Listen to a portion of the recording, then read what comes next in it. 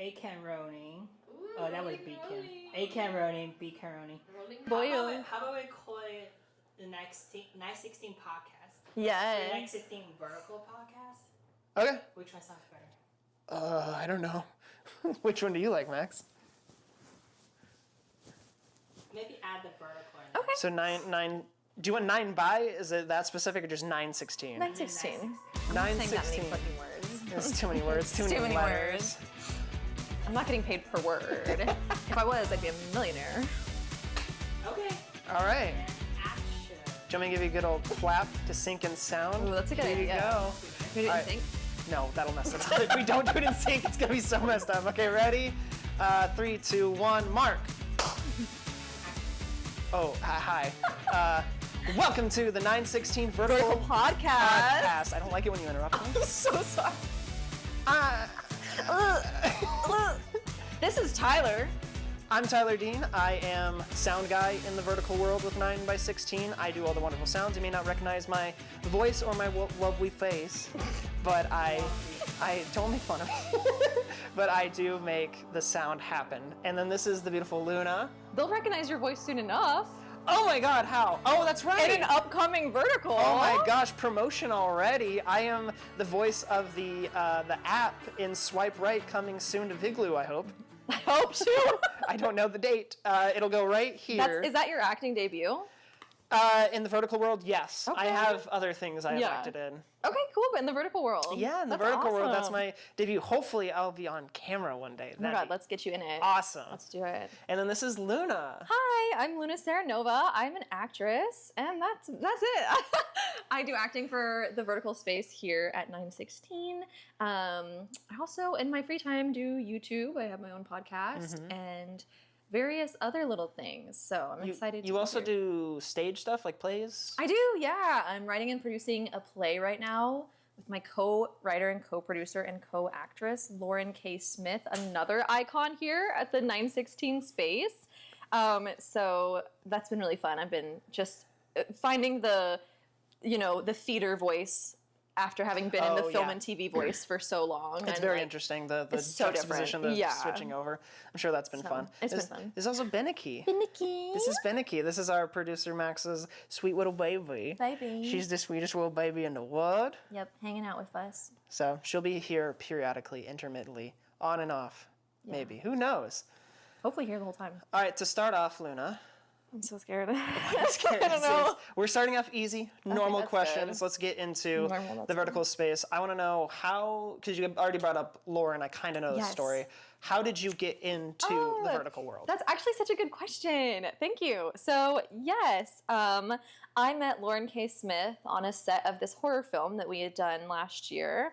And it was one of those times where you meet somebody and you just immediately click. And like you're best friends. It's like you've known each other your whole life. Oh, yeah, been there. Yeah. So, we had so much in common and like we just immediately clicked. I was like, this is my new best friend.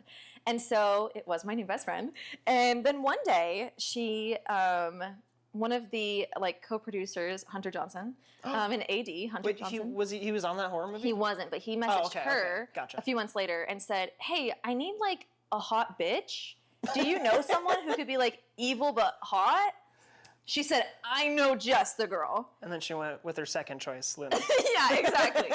When I find out about this, I'm like, Lauren, did I say something? Am I evil? Like, am I mean? Did I? She's like, no, I just know you could do it. And so It's your aura. I have a bitch aura. The aura, it's growing. Yeah, it's growing. It's a big aura. That's a reference. That is a reference. You'll find out soon enough. And so I was just a day player on set of Mr. Vampire. Mr. Vampire. Mr. Vampire, and that's where I got to meet a ton of the 916 fam. And That's where we met. That's where we met. You had like 2 or 3 lines, I want to say. Yeah, I had just like a couple lines and pushed Shanna down the stairs. Oh, that's right. But it wasn't actually stairs. Forgot about that. Threw some coins at her. Really evil, horrible thing. I totally forgot about that's right. Yeah. That's right. You were just like... And then also papers, and I said, go get some money. Go buy yourself some clothes. I gave her 50 cents. Said, go buy yourself a real clothes. Were you on multiple days, or was it just the one day? It was just the one. Okay, I thought so. Okay. Yeah. It was all in that party scene. Yeah, That's really right, gorgeous yeah. space. It was our half day. The half day, that's Oh. right, yeah. Thank you, Yeah. Max. He can answer all Yeah, questions. seriously. He'll fact check us. So yeah, and then since then I've just been with the fam and like been auditioning and having a great time. So yeah. Hell yeah. I am curious about you. How'd you get into the vertical space? Very simple. The very first, I think it was the very first thing that Max and them did was it Nikita, I want to say? No, Was it not Nikita? no, that was Jesse. Well, no, I was saying that, no, sorry. The first thing you guys ever did was Nikita, and it was with Jesse. No, we actually did one more before that. So there was a thing they did. They did a couple. We don't need to know the They did a couple specifics. before I came on, and they had another guy that did the sound who was actually one of my trainers. Oh, so he cool. trained me to do the sound, and then he, for one reason or another, he couldn't do when they were doing a bunch of these teaser trailers and like pilots for like 10 different shows. He recommended me, so then I think it was Max reached out to me and was like, hey, we got your number from blah blah blah. He said he recommends you, and then so I said yeah, because I had no work coming up, and yeah, that's it. That's cool. I got on, we did those, it was a crazy time, and I've been there ever since. Yeah. I've been doing pretty much all the sound since those pilots to Mr. Vampire, I think was the first. No, Alpha. Her Cold Hearted Alpha was the first big one I did with them, and then since that one, all of them, I've been the lead audio guy. That's so Yeah, cool. it's been a great time. That's how you get into it, you know? Yeah. It's always a person you know. It's this industry is all, as much as I sometimes hate to say it, it is all who you know. For sure. Yeah. Actress. You're an actress. You do acting. I do, believe it or not. Okay, I want to know, what are your inspirations? Are there any specific movies or gosh. actresses that inspired you growing up, or even more recently? That's such a good question. Thanks. I thought of them Yeah, myself. thanks for thinking. That's so cool. I do that sometimes. Oh my god. I think Angelina Jolie's a big inspo for me. Is it Beowulf? No. I really like some of her psycho characters. Girl Interrupted's great. I just think that I don't know. I just really really like her, and I don't even know if there's that many inspos other than her. I think. Was there like a specific moment in your childhood? Like, I know that for me there was moments where like I can think back on and I was like that's it. This is the moment Yeah. where it clicked in my head. This is what I want to do. I want to know if you had a moment like that. I think it was always there. I was always singing little songs for my family and doing little skits and stuff. I think that I started in musical theater, and I have more specific shows like Rent, Phantom, those classic ones. 'Cause Gotcha. my dad is like huge into Broadway and theater, and so we just have like this like huge collection of. Are you more into the musical side of it? I used to be, but then I kind of switched, I guess, into like more TV film. Well, I guess on like the play side. Like you like more of the musicals? You like more of just like I don't know. I think I liked the musicals, but I got so much stage fright with dancing and singing in front of people, and I just also. How coordinated are you? So I'm coordinated when I'm the one choreographing, but if someone's telling me what to do, I'm like, what? Like I just get so disoriented. So if it's improv, I'm going crazy mode. Like it's gonna be That's so fair. good. I've done dancing once in my life. What kind of dancing? So there were two different things. Okay. In college, I took an acting class, and I had friends in that class who were part of like the dancing choreography part of the school. And for their final, they needed to pick someone who wasn't a dancer and teach them a choreography to a God. specific song and then perform it in front of the class. Two separate people, without talking to each other, chose me to be their dancer for their final. So I was like, I was two people's grades were on the line. My That's dancing was on the line crazy. for them. Yeah, so I had to do two different songs. It was like a 21 Pilot song, which makes me hate 21 Pilots now. Yeah, that's fair. Because I had to listen to it so much to do a song. And then I had to do a dance to Mulan's I'll Make a Man Out of You. Oh my god. So you had that was like probably more musical theater coded, and the 21 Pilots was that like modern dance? It was more modern, what's the word? Like, it's very, I don't know, I'm just... interpretive? Yeah, interpretive, I guess, Yeah. is the more, I'm just like, I'm sitting in a Yeah. chair and I'm getting a businessman briefcase. There you Oh, go. I fall, stuff like that. Exactly. It was very silly. I have somewhere on my phone, I think I still have videos of that. Oh my gosh. I would actually love to see that. Yeah, we'll see. It's very embarrassing, but I did it. No, I've never had stage fright, so that's never been an issue. I love that for you. I did it in front of hundreds of kids. Well, I not feel kids, like, it was college. So. That's so cool though, to like it was fun. not have stage fright, to be so confident and like just showing up. You know, I think that's gorgeous. Love that. Okay, I have a question. Yes, please. I love asking people this when they're like in this industry. So if you didn't do what you do, which is sound, what other production role would you do? So I'm going to get the obvious one out of the way. I also write and direct. I love that. If I could just do writing and directing, I would love that. That would be like your main. Acting is fun too. But getting rid of those, I think I would like to try to first AD. Yeah. I think I could do a decent job at like being like, hey, let's hurry up. We need to go. I had to do it a little bit on something recently. Because like the AD was out and I was doing sound still, but I was like, oh, I'll just jump in because this thing's falling apart. I gotta help. Yeah. And I got compliments on it, so that kind of gave me confidence to be like, maybe I could do this. Yeah. It's a stressful job. I would not want to do it forever. I have so much. I give so much praise to all the ADs out there. Yeah, you guys are doing the Lord's work, keeping us on track, because we can get off track very easily. Yeah. That was actually going to be one of my questions. Was like, if you had to be in a different department, where do you think your strengths lie, and which one would you do not want to do? You think you'd be the worst at? Oh my God. I want to hear both of these. That's a great question. So I used to be a makeup artist, so I think I could be like makeup, hair. I think that'd be fun. Wait, what? Yeah. I have my cosmetology license and everything. Do you really? I do. When I was 18, I went to cosmetology school and got that before I even graduated high school. And then wow. Got my license. I actually did that my senior year of high school. Could you easily do all these vertical makeup? I don't know about easily. I mean, if Hunter's coming over saying, how much time? And I say 5 minutes, he says, I'm here in 1. I go, Hunter, sit your ass down. No, I would totally, I've been telling Brittany, I'm like, hey, if you need an assistant, let me know. Right? Let me know, because I do love doing makeup and hair, and I'm pretty quick with it. Well, even if you could like separate into one, like into separate positions, have one person just do hair, one person just do makeup. Yeah, that'd be so nice. Yeah. So hair and makeup I would be good at. I would enjoy it. I also think like I want to be a director, because I feel like I have a vision. Like I feel like when I read scripts, I'm seeing it, and I'm also like a little bit cocky. Like I'm like, I know what I want will look cool. Do you write at all? I actually wrote a play that I am working on right now that I've told you about. You and Lauren. Yeah, that you know about, but that's okay. And I also wrote a book, but that's okay. You know what I mean. My poetry book. You know what I mean. Yes, I do write. I actually have a few vertical ideas that I'm gonna write, and I'm gonna pitch it to you guys, because Same. Oh my God, you're gonna get so many little submissions from all of us. Yeah, I've been writing some ideas down. I think would be really fun. I'm not gonna say anything. No. Keep it to your chest until you're ready. Yeah, absolutely. Yeah, would I be bad at? Oh, there's so much I'd be bad at. I'm so serious, you guys. I ask this question all the time, and everyone looks me dead in the eyes and says, "Sound." No, I think sound is so scary. It's a difficult.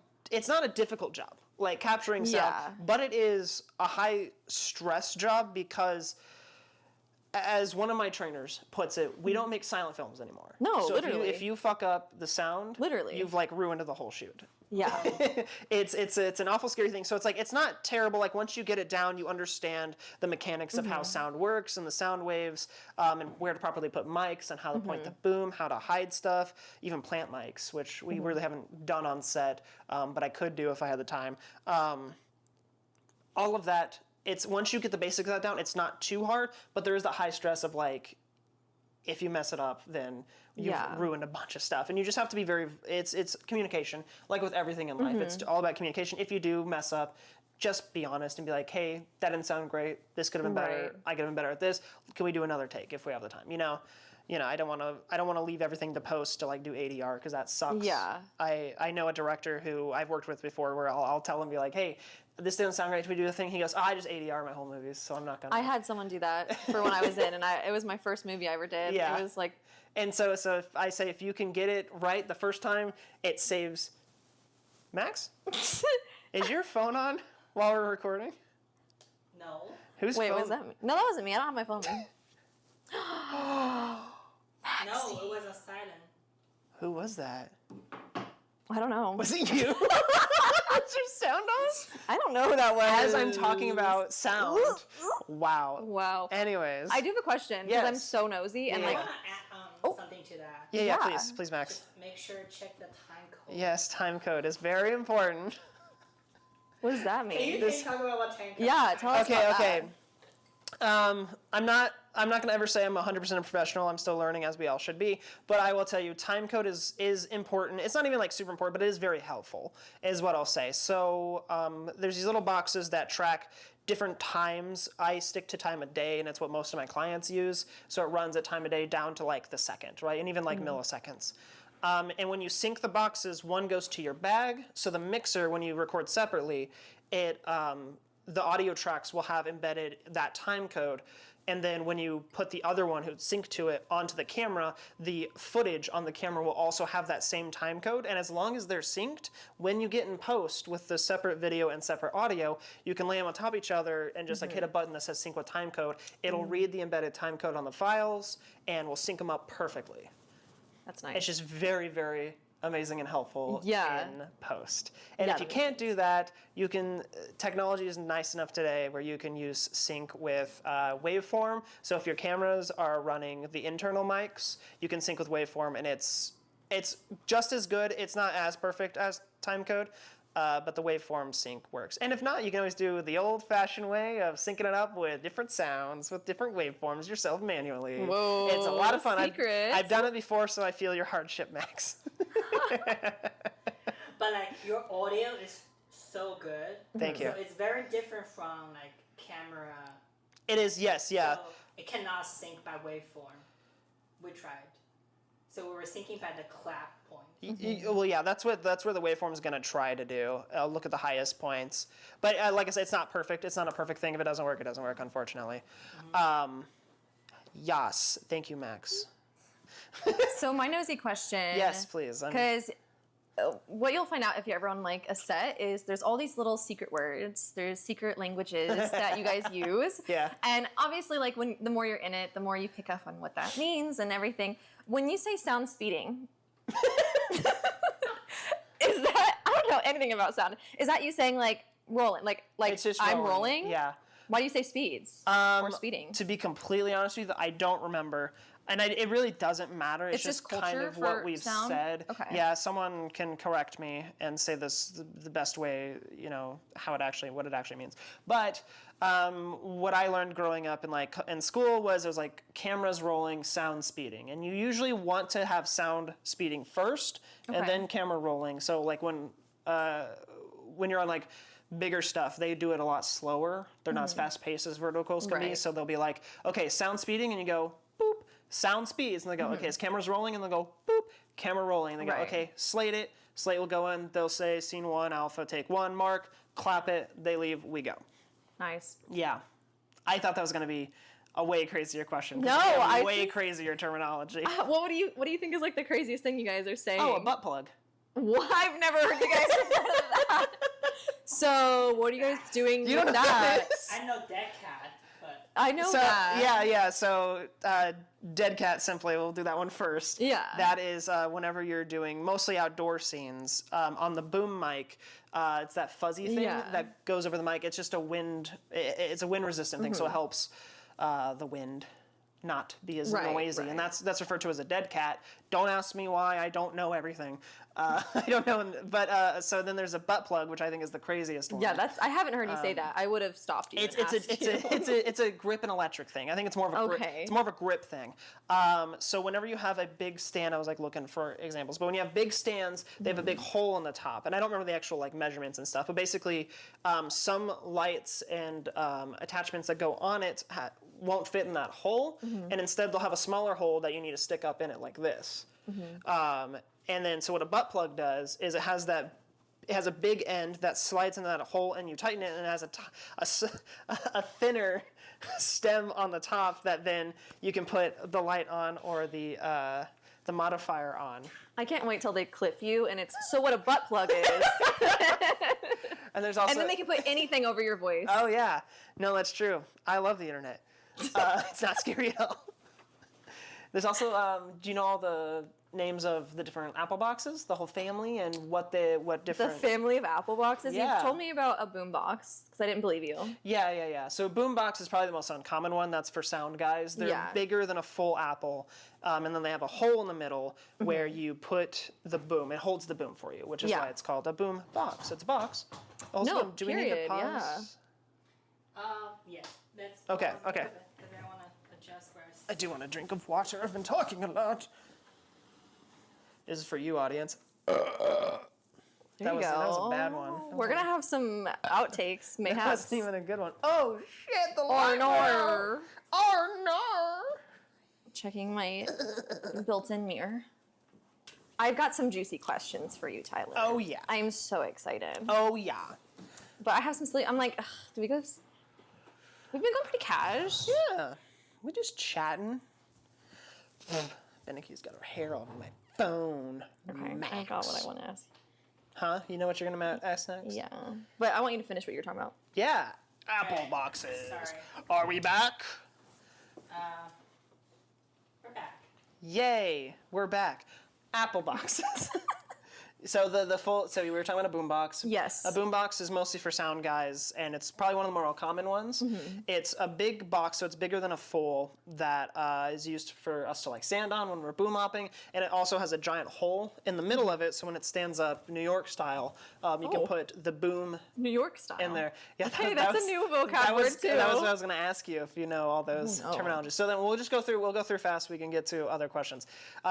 Big one, that's a full apple. One that's smaller, about half the size, it's a half apple. And then the one that's a little smaller than that, it's about half the size of the half apple, which means it's a quarter of the full apple. Don't say it. It's a quarter apple. Oh my god. And then the thinnest one, that's like, what would that be? That'd be like half of the quarter, which would be like a quarter of the half, and then an eighth of the full. It's a pancake. Oh, there you go. Yeah, okay. yeah. Actually, so I've only ever heard them referred to as apple boxes. I haven't heard anyone say like... They do specifics sometimes, like they'll be talking to James like, hey, can you grab a full apple or a half apple? That's crazy. I'm probably dissociating when they're asking him that. You got to get in the zone. I'm in the zone, yeah. That's how do you have a specific way of getting in the zone? That's a good question. I do every time. I think these are great questions. I do a lot of like pre-prep the week before, which is kind of crazy in vertical world because I'm usually getting the script like a week before. So it's just like that week I have to like intense, like this is my only chance to like, you know, and so I kind of really figure out the character, write up a whole like Wikipedia backstory basically of like, because I think especially when you're playing villains like I typically do, it's really cheesy to just play them as bad. Like, she's just bad and evil and mean. Yeah. Like, that's just, like, cheesy, and I think... You want to make it a little more interesting. Yeah, I think you're a better actor. It makes it easier when you're like, why is she evil? Like, what made her this way? Like, people aren't born evil, you know, in my personal theory. And so I create a whole backstory, a trauma history, so I'm trauma-informed with that. And, yeah, it's very cool of me. And then I have a whole playlist that I create, and then I listen to it every day on the way to set so that I can just really... You did mention that. I do like that idea a lot of like making a playlist for a specific character. Yeah, because it just like locks you in because, you know, music just like really holds like emotions and memories and things like that. And so I think when I associate the character with a playlist, it just lock in. I think of the song, I lock in. If, I mean, I think if we're doing like something really emotionally intense, I just really try to focus on the feeling. I don't do the whole like, I'm gonna think of like my like grandpa dying and that's gonna make me cry. I just like focus more on like what it feels like to be sad and cry and focus more on like feeling the emotions genuinely rather than like trying to envision something. But yeah, I would say that's probably like most of it and just like feeling it. How many, first question, how many verticals have you done versus how many like other non-verticals have you done within the film world, I should say? That's a good question. Sorry, that is a good question though. This is only part one because I have another question that follows this up, so this should be a quick answer. So I just wrapped, I think, my 4th vertical. Okay. And I've probably done, I'm trying to think, probably done an equal amount of film. Okay. Well, well. I've done 2 short films. Uh-huh. I've done some skits. And Okay. I've done 2 features. So a little more non-vertical than vertical, but roughly about the same. What? My question. So sorry. I'm answering it. I was just being weird. Good. So my question is, with having, experience in both sides, how much of a difference is there between, for you personally, acting within a vertical world versus acting in the non-vertical world? Is there a big difference, or do you feel it's about the same for you so far? Yeah, I think the biggest difference is it's such a quick turnaround. We are, like I said, getting the script like a week or 2 before. And then when you're on set, it's like we're getting a few takes. Yeah. You know what I'm saying? Yeah. Like we're getting like a few takes, which, typically you have more time, not only with the takes, but also with the character, getting to know the character. And so like in some short films or features, I feel like I've had more time to really like sit with the character and like let it marinate and stuff like that. Whereas I feel like verticals, it's all so fast paced, which I think is really good for training yourself to be like good as quick as you can. I 100% agree with that. Not even on the acting side, even with like sound or any other department. It's like, it was a big switch going from like doing a year or 2 of like a lot of commercial stuff and documentary and some feature films and stuff, which are a lot slower paced, especially commercials. Commercials. Oh my God. They're Seriously, yeah. They're so slow paced, but they pay really well, which is the crazy part. Yeah. But then when I started getting the vertical world, it was like so fast paced. It was like, we gotta do this, and it's like, so it's been it was a fun learning curve, and now I feel like I'm sort of in the groove. But like I said, I'm always learning new things. I'm getting new gear to try out and practicing on that stuff. It's fun. Yeah. I love it. I do. Yeah. The whole thing. I did a student short film like a couple months ago, and it was after we wrapped Swipe Right. It was like the week after. And so I'm like vertical brained at this point. I'm just like, I'm ready to go. We're gonna go. And I see like our call sheet, and we have like 6 hours to do 2 scenes. And I'm like, we're getting out early. What do you mean? It's gonna be great. I get there and I like had to check my energy because everyone's, like being normal, and I'm like, are we ready? Are we ready? Are we good? I'm memorized. No, I'm good. I'm like, Camera set, lights. Yeah. And they're like, do you want a coffee? Or like, are you good? Like, do you need anything? Coffee when you're acting so. No, I know. I'm just like, I'm great. And it was so like whiplashy for me to be like, oh, I can actually just like chill for a second. Yeah. I was doing in between the 2 verticals we did recently, I did a commercial. I don't know if I can say what it is, but I did a big commercial with a big celebrity. Okay.